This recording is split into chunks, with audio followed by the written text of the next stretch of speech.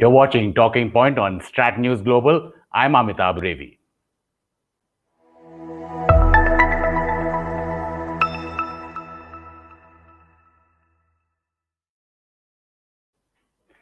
Glad to be joined from near Puducherry by Claude Arpi. He's one of the foremost China and Tibet specialists. He's also an author of India-Tibet Relations from 1947 to 1962, 4 volumes. Claude, thank you for appearing on StratNews Global again. Thank you to you for inviting me. It's our pleasure. Also from Dharamshala, we are joined by Dorjee Tseten. He's a member of the Tibetan Parliament in exile and also the executive director of the Students for a Free Tibet. Dorjee, thanks for coming on StratNews. Glad that you got the time. Thank you. Thank you for calling me.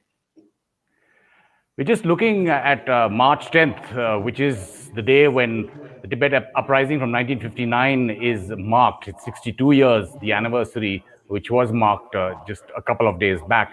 Just looking at overall Tibet policy, we want to look at what the US is doing. The Biden administration, Secretary of State Blinken, in his congressional testimony, has spoken about the first face-to-face meeting that will take place between senior officials of the Biden administration and of the Chinese Communist Party, both the Wang Yi, the foreign minister and counselor, as well as senior leader Jichi, will be meeting the Secretary of State and the Secretary of Defense Austin in Alaska. When he was asked about what would be on the agenda, this is what Mr. Blinken said. The National Security Advisor, Jake Sullivan, will come out there as well, and we plan to meet with Director Yang Jiechi and State Councilor Wang Yi from China following that trip. It's pretty simple. This is an important opportunity for us to lay out in very frank terms the many concerns that we have with Beijing's actions and behavior that are challenging the security, the prosperity, and the values of the United States and our partners and allies. So we intend to raise, and we will raise, the host of issues, some of which have already been touched on today, that concern us. We'll also explore whether there are avenues for cooperation, and we'll talk about the competition that we have in China, with China, to make sure that the United States has a level playing field and that our companies and workers benefit from that. This is not a strategic dialogue. There's no intent at this point for a series of follow-on engagements. Those engagements, if they are to follow, really have to be based on the proposition that we're seeing tangible progress and tangible outcomes on the issues of concern to us with China. But this is an opportunity for us to put on the table. Claude, just to get your views on US policy and how you see that developing, while we also play out a timeline of high points and low points in recent Tibetan history. The US, the Biden administration, has specifically talked about Xinjiang, about the Uyghurs, about possible genocide there. They've talked about Hong Kong as well. Tibet has not specifically got a mention apart from the State Department spokesperson. How do you see Tibet in the US Biden administration policy, Claude? I think it's very good what America does, and it's really progress, and I hope that the Secretary of State will take the Tibetan issue. I see more from the Indian point of view, which is very different, because India and China today have a border of 4,056 kilometers. So, and out of it, 3,450 are the LAC with China. And we know that since May, it has been very hot, and 50,000 Indian officers in Javan were facing the PLA with about the same number, 200 tanks in some places like the Spango Gap. So India has a very different problems than the US. Though I fully support, and I'm very happy that US has passed the legislation, the Secretary of State will take with Yang Jiechi and Wang Yi the issues like Xinjiang or Tibet or Hong Kong or even Taiwan. It doesn't solve the problem of the border with India. And that is what concerns me. Though I have to say that the border where the confrontation took place for 9 months is not part of Tibet, because Tibet just touched Demchok area, the Rutok area, and up to Lanakla.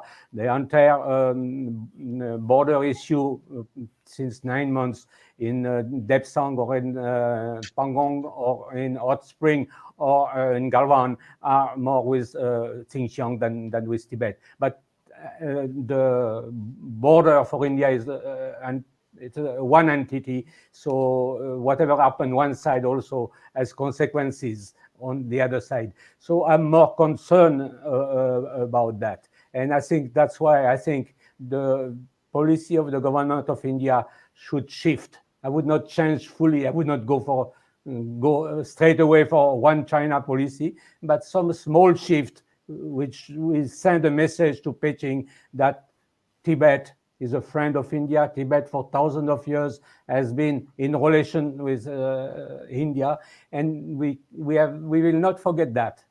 And that's why I spent 4 or 5 years of my life researching this period between 47 and 62, which are very, very crucial. And it's when Tibet lost its independence and India lost the border. So we are seeing the implication today. Well put, Claude. Tibet lost its independence. India lost its border with Tibet, a buffer between China. Dorjee, your position, both individually and as a member of parliament, in terms of what India's policy vis-a-vis Tibet should be. Should there be a minor shift or a major shift, considering what's been happening between India and China?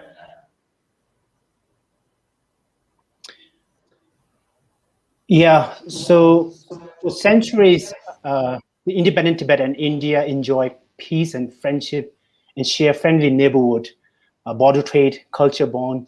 However, once China occupied Tibet, the whole peaceful development has disrupted by China's illegal and unfriendly manner. China has never shared, as we said here, border with India until Tibet was occupied. So it is high time India to recognize Tibet as an independent and occupied country, which, even in the recent Tibet Policy and Support Act passed in US, has also recognized Tibet as an occupied country. So history has taught us that China cannot be trusted. Befriending with China, thereby ignoring Tibet issue, has been the biggest mistake of India in the past, and it would be unwise strategy for India's national security in the future. And we know that China's greed stretches far beyond Tibet. What we have witnessed in Galwan, it's a China's expansionist policy towards controlling whole Himalayan region and world at large as part of aggressive policy. Therefore, India, it's an incredible duty as a strategic as well as moral responsibility to engage China with strength and support Tibet through supporting Tibetan resistance movement across the world and in India. I'm just taking some of our viewer comments as well. Vijay Chitnis, who says India should recognize Tibet, Taiwan, Xinjiang, and Hong Kong. China does not recognize the territorial integrity of India, hence we should reciprocate. Meanwhile, Tanuj Abekharna, a regular viewer, says for successive Indian governments, which don't even name China openly, a review of the one China policy is too big an ask. It won't even happen in a grouping like the Quad or Broad, that's Quad plus one. Too scared to lose trade. The Quad summit is currently on as well. Just wanted to play out something that the Dalai Lama himself, StratNews global founder and editor-in-chief in January 2020.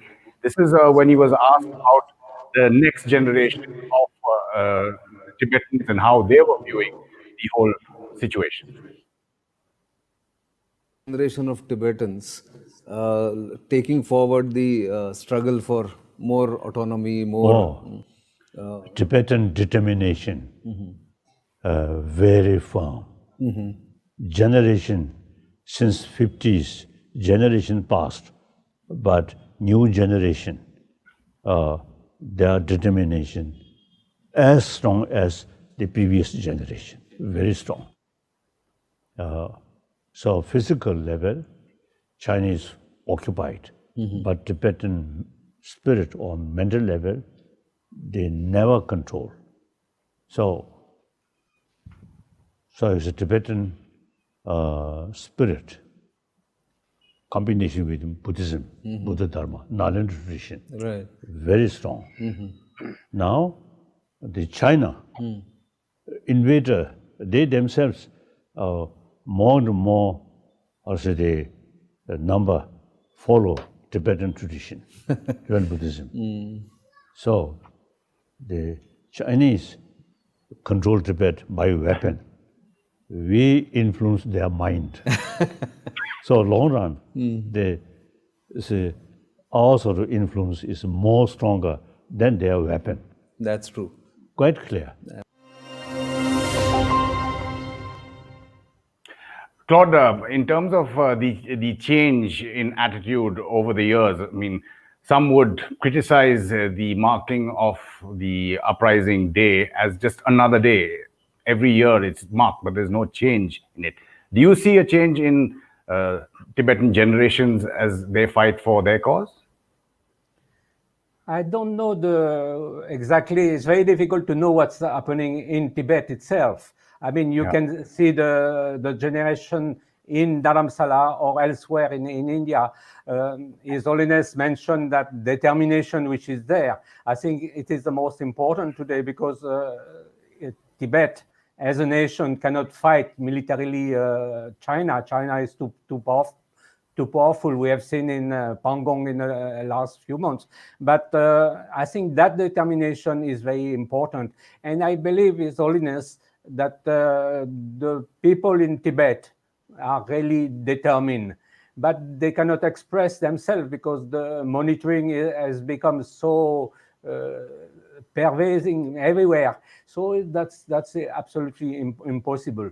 But at the same time, the Chinese propaganda is extremely powerful and well-oiled. And like yesterday, it was the last day of the National People's Congress, and the Panchen Lama gave an interview, and he said that the Tibetan Buddhism has come from China. Everyone knows, and everyone in the world knows that it has come from Nalanda and from India. And Guru Padmasambhava and all the great Indian gurus from Nalanda brought the Tibet, Pandit Atisha and others. So they are brainwashing their own people. And the Chinese Panchen Lama, the one which is the puppet, has said that the most important first is the party.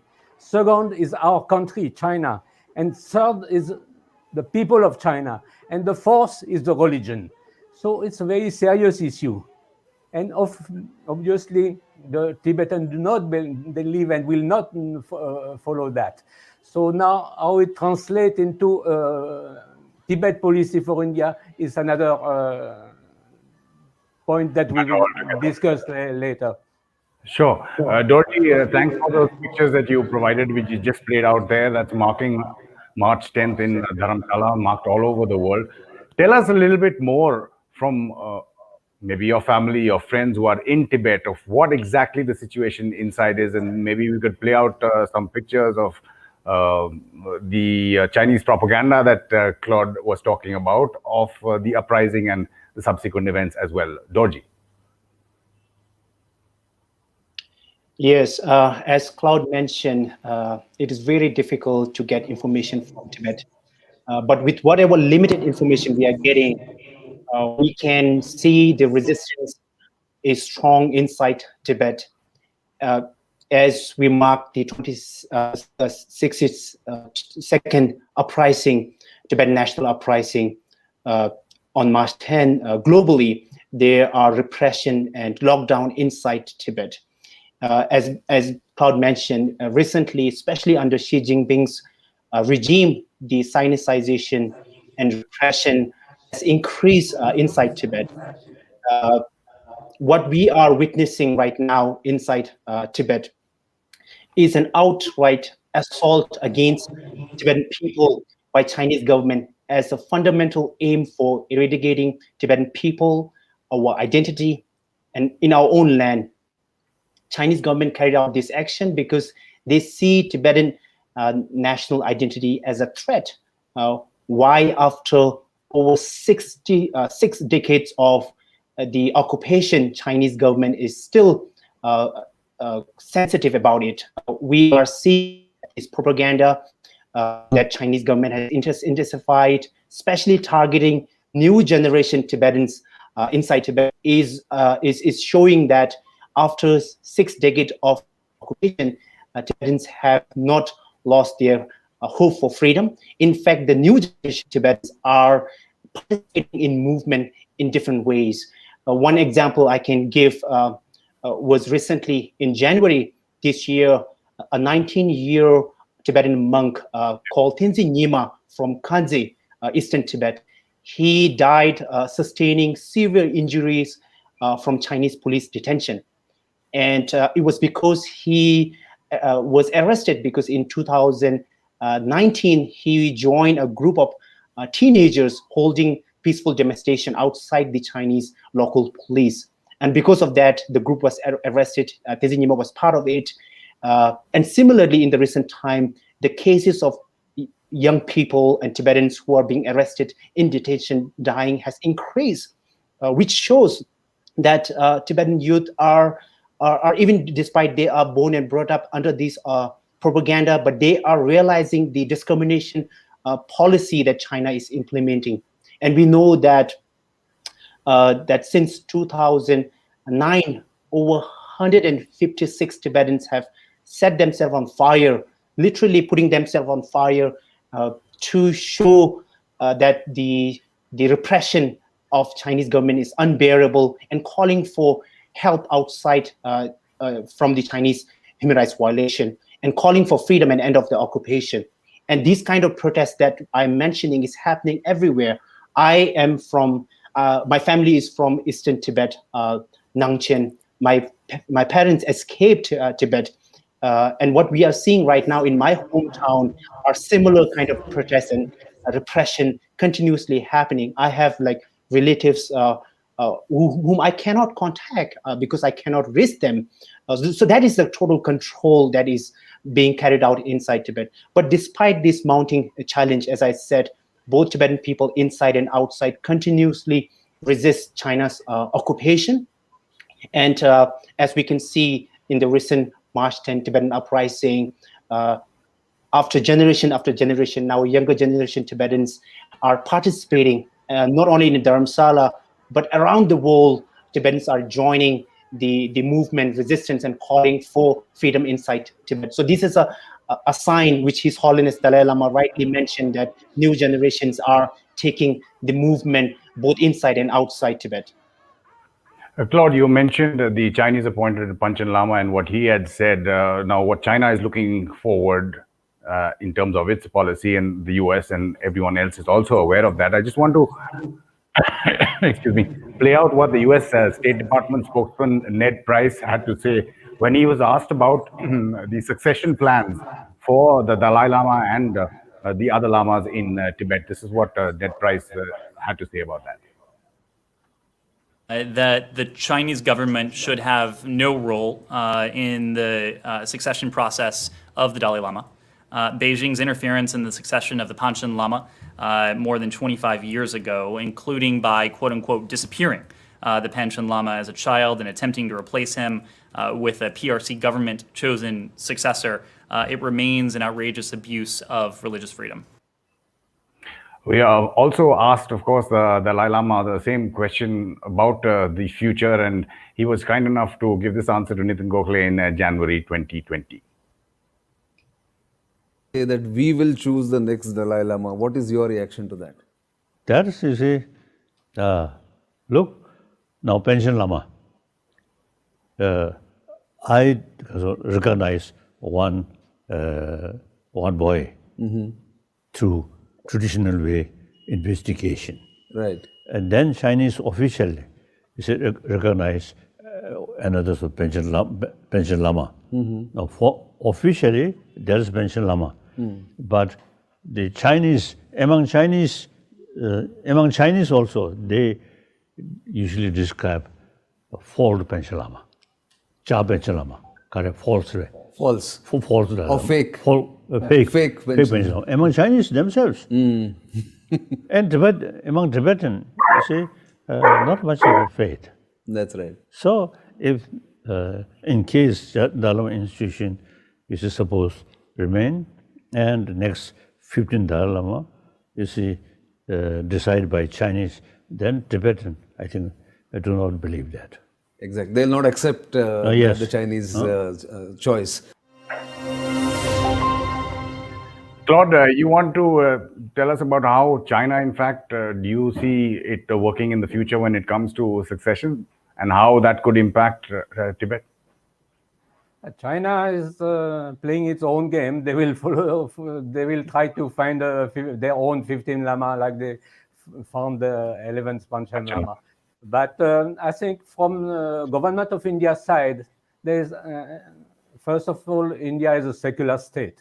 It's mentioned in the constitution, but at the same time, India can really do something in giving a statement from the Ministry of External Affairs, from the Foreign Secretary, or from the Minister, or the Joint Secretary, XP spokesperson, saying that whatever His Holiness the 14th Dalai Lama decide, India, the government of India, will go for it. Whether Dalai Lama decide for an emanation or a reincarnation, the 15th Dalai Lama will be, like the 14th Dalai Lama, an honored guest in this country. And we will provide everything that has been provided to the 14th Dalai Lama to the 15th Dalai Lama. I think that is the minimum that the government of India should do. And there is no harm to do it. It doesn't even change one China policy. It's just that we stand by him. If you don't mind, I would like to say a few words, because you show some pictures of these villages. Sure. And that's a big issue for India, for the security of India. Now, Xi Jinping, for 5 years, has worked on the alleviation of poverty, to take out completely. Poverty. So they built this village called Xiaohang village, which means moderately well-off village. Out of the 600 villages, 100 are on the border, and they are the pictures that you shown. Now, a part that the Tibetanness of the original traditional houses has been totally destroyed, and they are just blocks like that. Yeah. But 100 of these villages are on the Indian border, and they are not for the local people. The first village, which has been adopted by President Xi Jinping, called Yume, which is north of Upper Subansari district of Arunachal Pradesh, had 2 inhabitants 5-6 years ago. When Xi Jinping adopted that village by writing to 2 ladies, shepherds from that area, in 2017 it was, there was 32 inhabitants. Today there's 200-300 inhabitants. It means that China is bringing Han migrants to these villages, and now half of these villages, including the one which is in Indian territory in Lonju, also in Upper Subansari, which has come in the news recently, will be inhabited by Chinese Han. So basically, you're changing the demography of the border. It has very serious implication, and India has to look into it very, very, very seriously. And if you allow me one more transgression about the March 10, the history of the March 10 has been changed by China.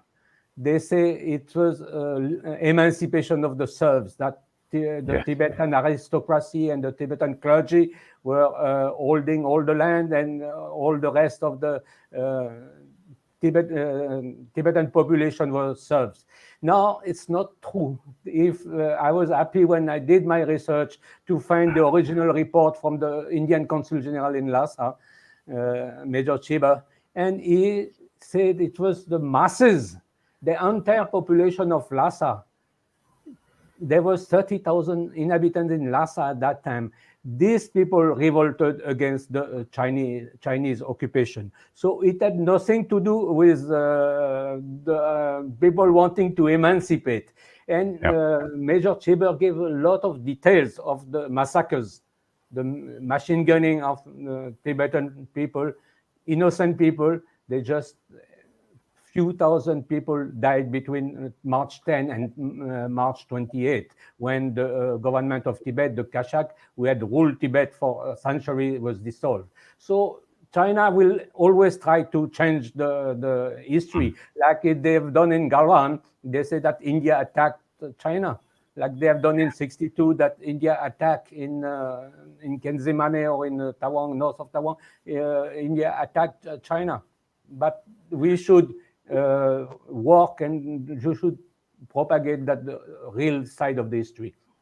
Sure. Let me get Dorjee in on that, on China trying to change history both through its propaganda and through demography, as Claude is pointing out. And if Claude, if you have any future, after Dorjee answers, there's a question from Matara who says, are there any concrete figures about the demographic change in Tibet? But Dorjee, go ahead. Yes, China's changing of narrative is not a new thing. China's invasion, so they call as the peaceful liberation, which is completely fabricated. In fact, the so-called the 99 peace point, 17-point agreement was forced on Tibetan people to sign. And the Tibetan people during the uprising rose up because they felt the life of His Holiness Dalai Lama was threatened. And they took this stand despite the mounting challenge in terms of facing Chinese military. Tibetan took to the street and protest and called for the independence of Tibet. There was like three main call during the uprising: was China to end the occupation and long life His Holiness the Dalai Lama. So as of now, like, you know, after 60 years occupation, what we are seeing here is China's expansion, and China's influence now has not limited to Tibet. And what we are now witnessing globally with China's the mishandling of coronavirus, which has now built such a disasters to the whole world, that international community is finally recognizing the true face of China. As we struggle for our freedom, as we fight against China, it is international community, including the United States, to be blamed from the very beginning in terms of appeasement policy that they have developed over the years. But nevertheless, the international community is now recognizing the failed policy in terms of dealing with China, and we are seeing stronger voices coming from a global community. So this is a time to really deal China, not just for the Tibetans, Uyghurs, or Hong Kongers who are suffering under the occupation, but for our own democracy and rule of law and freedom and justice that is a threat happening because of China. Look at what is happening in Myanmar right now. The military coup happening, how China is backing it in the United Nations. There are like voices in Burma right now protesting Chinese interference in the Burmese democracy. So what China actually wanted is a dictatorship, military rule, control not only in China but globally, which can be an ally for China. So it is a testing time for the global community to stand and protect our democracy and freedom, and stand with Tibetans and other people who are being oppressed by China. It is one thing to stand up, at least verbally, or even like the US does, impose sanctions against specific entities or individuals, but does that change any policy? Claude, I know how difficult it's been for you to even get your 4 volumes out when you're talking about MEA archives, but this question that Matara raises, are there any concrete figures about demographic change in Tibet? Do you have anything on that? And I also wanted you to go on to talk about the dangers, not just from the border villages that we saw pictures of, but the announcements that have come out from the National People's Congress of investment of up to 29 billion in Tibet on infrastructure projects, on dams, which are next to Arunachal as well. If you want to take those two, Claude. About the infrastructure project, also, it's a major concern for the government of India and for the people of India. Not only the dam, which has been confirmed now, it will be 3 times the size of the capacity of the Three Gorges Dam. Can you imagine 3 times the Three Gorges Dam, which was the biggest dam? And it's very close because the terminal of that hydropower project comes a few kilometers from Bishing. Bishing is the last post in Upper Siang district of Arunachal Pradesh. So that's one thing. The other thing is the train which will link Sichuan to Tibet. That first part will be finished in July between Nyingchi and Lhasa. But now they have said that in the 5-year plan that the other 2 sections, Nyingchi, Yan and Yan Chengdu, will also be taken. Moreover, that China is planning a new road between Xinjiang and Tibet. We have all heard about the Aksashin Road that China built without asking India, and India took too many years to react, with the tragedy that we are living today is direct consequences of that Aksashin Road. But they are doing another one which will link Xinjiang. It will be located more west, and it will the county of Gyaltsy in Tibet, and it will go eventually to Kerong, which is the border with Nepal, starting from the Xinjiang from the 318. So further, they are also mining in Aksashin. Now the Aksashin is an Indian territory, and Copper. It will be the largest zinc mine in China. So that's a very serious issue that India has to worry about. India has many things to worry about. And I was reading today morning that in Chinese press that China has been recruiting 3,800 Tibetans. They passed all the tests. I don't know how many out of these 3,800, including 750 ladies, how many will be taken in the PLA. But it's a very serious issue, because if one day we have Tibetan fighting on China's side against the Tibetan who are in the Tibetan army, the Special Frontier Force, who did so good for India, because on 29th of August, without the Tibetans, it was really the turning point in the Ladakh confrontation, and India could bargain some sort of beginning of a solution for at least for the Fingers area. So India should be grateful to this Tibetan fought, but I hope that one day we will not have Tibetan fighting against Tibetan. China is doing a lot of propaganda to coerce the Tibetan to join the PLA and giving them a lot of incentive. So that's also a very worrying extremely worrying for the future. I'll just get to the SFF, but do you have any answer in terms of figures of how much there has been a demographic change in China? I mean, are those even estimatable? If I can use that a word that I can coin. Dorjee can give maybe better than me, no? Dorjee, any idea in terms of the demographic change that the Chinese Communist Party has over the years changed in Tibet? No, I mean, it's a very difficult to get a number on that. But certainly, in terms of the gravity of situation, in terms of larger democratic number, there was a recent report in September 2019, which was authored by Adrian Zen titled Xinjiang's Militarized Vocational Training System Comes into Tibet, which was co-authored by Inter-Parliamentary Alliance in China. So this report described about forced labor in Tibet. Over 500,000 Tibetans are being subjugated to a coercive labor with a forced indoctrination and military-style enforcement and harsh punishment. So you can see, in terms of the number of the forced labor being implemented, over 500,000. So those are something that are being that recently found. But in terms of overall democratic, we don't have.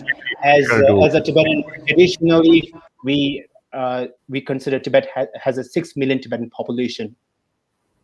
Right. And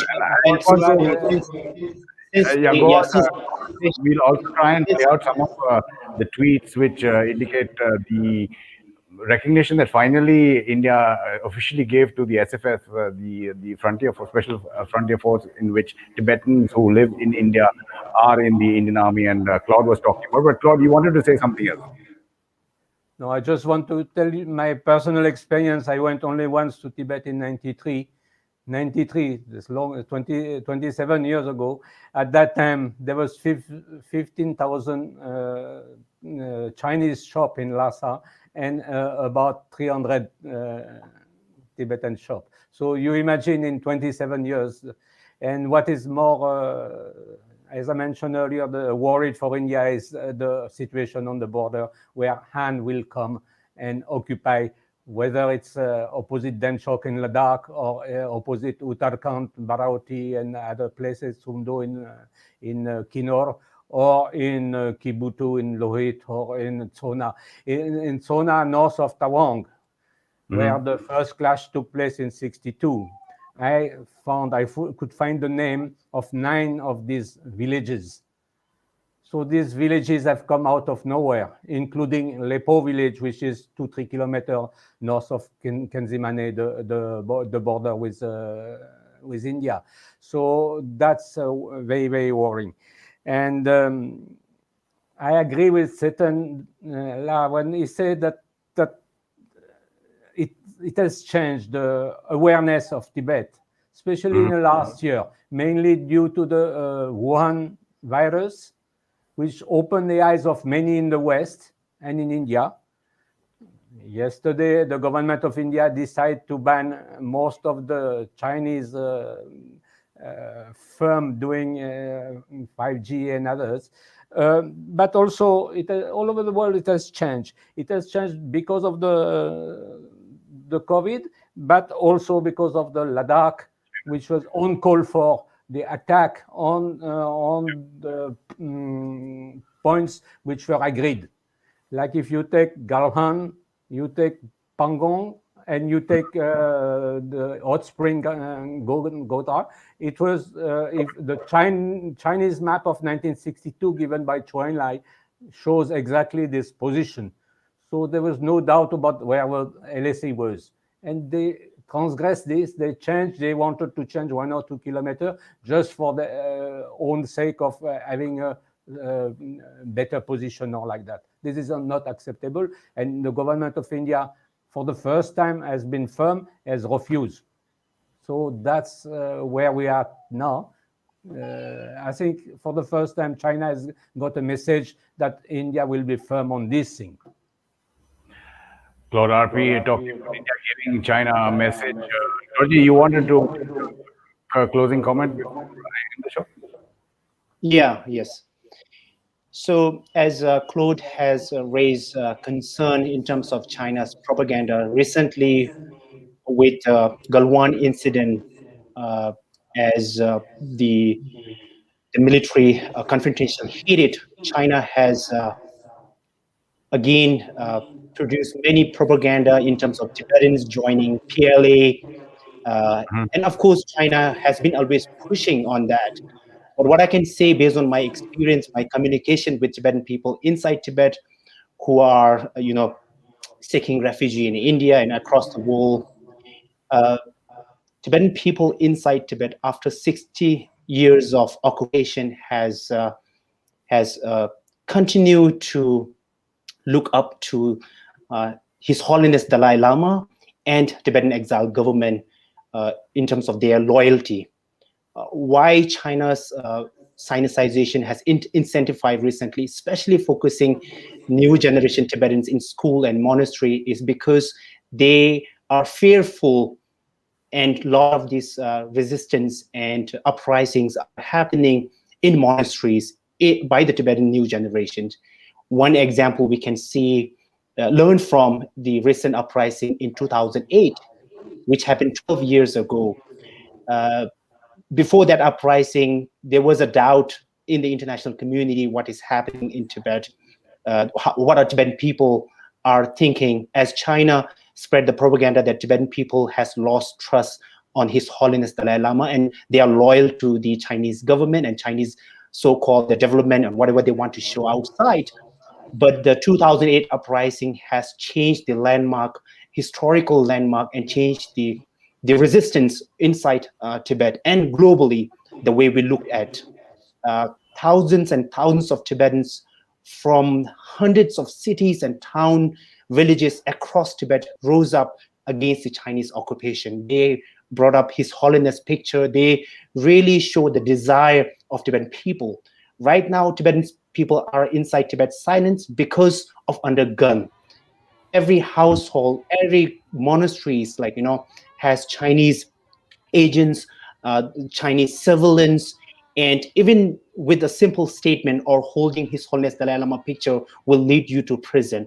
So what China is trying to project as Tibetans' loyalty towards Chinese government is completely false, and Tibetans continually ask for the global support. And for the last 60 years of occupation, we have been continuously fighting. And that's what we have been telling to the international community, to India, to United States.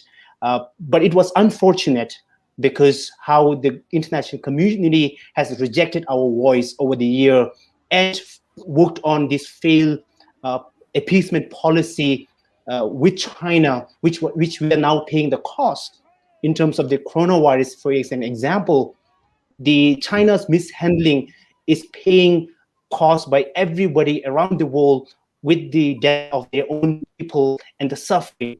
And this is a cost of what we are paying on a state dictatorship, totalitarian regime, which oppress citizen voice, which suppress the voice of their own citizen, of doctors, of scientists who had warned about this pandemic.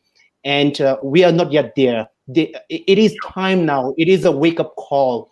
Not only Tibetans, you can see now in East Turkestan, over 3 million people are behind the concentration camp. There's a genocide happening right now in 21st century. If we don't wake up right now, when we will? And it is no longer an issue of Tibet. It is no longer an issue of Hong Kong and East Turkestan. It is something that is now on your door, on your security, your family, your rights, your freedom. If we cherish democracy, rule of law that we practice in free and democracy here, we have to stand. And how we do that? We stand with people who have been resisting all this time for our freedom. No matter what, Tibetans continuously fight. We are fighting for our freedom. And we know that one day we will win freedom, because dictatorship, the military rule doesn't last long. Right now, even though Xi Jinping trying to show that he is powerful, deep down he's insecure.